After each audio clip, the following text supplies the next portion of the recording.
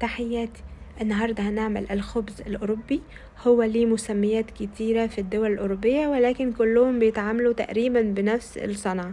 أول حاجة هنعمل المحسن بتاعهم، هو عبارة عن كوباية من الدقيق، وعليها معلقة كبيرة ممسوحة من البيكنج باودر، وعليها معلقة كبيرة من الخميرة مدوبة في معلقة سكر مع شوية مية. هنقلبهم كويس يعني لحد ما تبقى العجينة ملزقة كده، مش سايلة. وهنسيب العجينة دي لحد ما تختمر معانا ونغطيها لمدة ساعتين.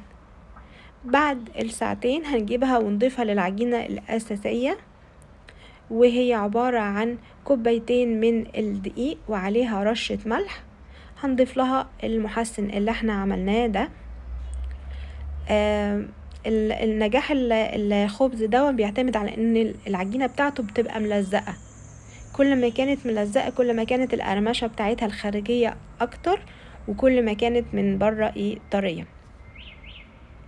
هنقلبهم كويس قبل ما نحط المية، وهنحط شوية مية بالتدريج كده. انا خدت مني نص كوباية دافية، ممكن تاخد منكم اقل او اكتر حسب العجينة بتاعتك، عشان كده بحب انك تعمليها بالتدريج.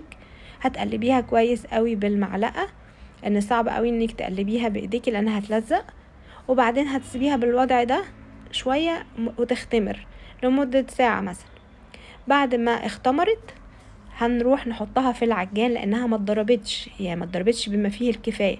هنحطها في العجان عشان تتضرب كويس قوي، لانه برضو مش هنعرف نضربها احنا عشان بتلزق. انا حتى لما جيت اشيلها من العجان عفرت ايدي كده زي بتوع الجمباز بالدقيق عشان اعرف اشيلها.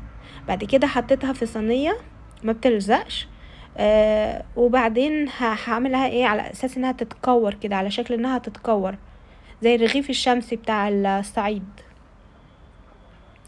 وبعدين هرش عليها شوية مية بالبخاخ، وهرش عليها شوية دقيق، الحاجات دي بتخليها تقرمش.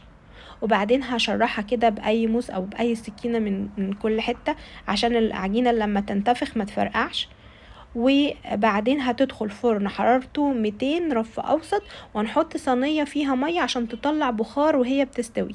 وبس كده هتتقدم مقرمشة من بره وطرية من جوه.